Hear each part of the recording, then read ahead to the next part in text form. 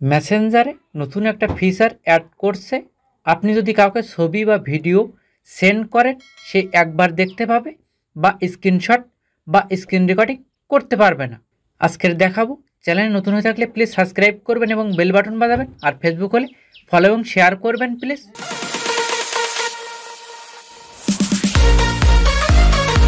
আপনি যে ফ্রেন্ডকে সেন্ড করবেন তার উপরে আপনি ক্লিক করবেন। ক্লিক করার পর এখানে আপনি গ্যালারি অপশানে ক্লিক করবেন। আপনি যে ছবিটা আপনি সেন্ড করতে আসেন তার উপরে আপনি টাচ করবেন।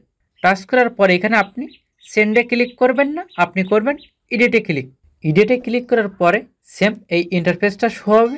এখানে আপনি কি করবেন, কিপ ইন চ্যাটে ক্লিক করবেন।